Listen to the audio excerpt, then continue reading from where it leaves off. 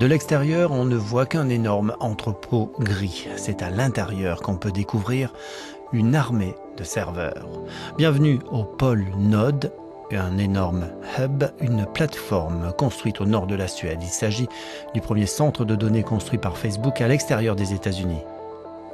Il a été inauguré en 2011 à quelques encablures du cercle polaire. Facebook dispose de 4 centres de données géants aux États-Unis, mais il en fallait plus avec des données échangées dont le volume double tous les 18 mois.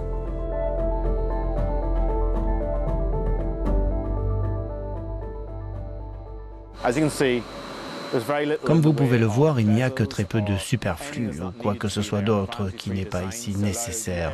La conception permet à l'air de circuler librement, mais aussi à nos techniciens de réparer les serveurs aussi facilement et rapidement que possible. Et cela nous a permis de n'avoir qu'un technicien pour traiter entre 25 et 45 000 serveurs ici à Luleå. Selon Facebook, son centre de Luleå est l'un des plus performants jamais construits. Ici, les températures moyennes hivernales sont de moins 20 degrés. L'air froid extérieur est pompé vers l'intérieur du bâtiment. C'est une climatisation naturelle pour des serveurs qui produisent beaucoup de chaleur. La circulation d'air et une température constante est assurée par des murs de ventilateurs.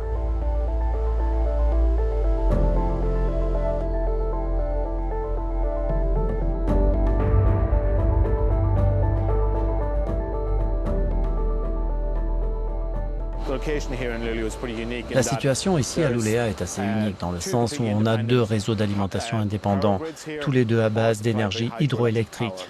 Ainsi, toute l'électricité qui fait tourner tout ce que vous voyez autour de vous, tout l'équipement, l'ensemble du centre de données est 100% propre, sans carbone. En fait, la situation du centre a été choisie en fonction des ressources énergétiques. Il y a un siècle, la Suède se lançait dans l'énergie hydroélectrique pour alimenter ses aciéries, ses mines de charbon et son industrie papetière. Avec leur déclin, cette région septentrionale s'est retrouvée avec un surplus d'électricité. Or, un centre de données consomme autant d'énergie qu'une aciérie. Jusqu'aux représentants d'ONG comme le WWF qui viennent louer la prise de conscience écologique du géant des réseaux communautaires qui ne peuvent, selon eux, que faire du bien à la planète. Nous devons aussi garder à l'esprit que les données et les centres de données nous aident à réduire nos émissions. En partie parce que nous pouvons mieux communiquer et développer une meilleure compréhension entre différentes parties du monde. Mais aussi parce que nous pouvons faire des choses comme des vidéoconférences qui nous permettent de moins voyager.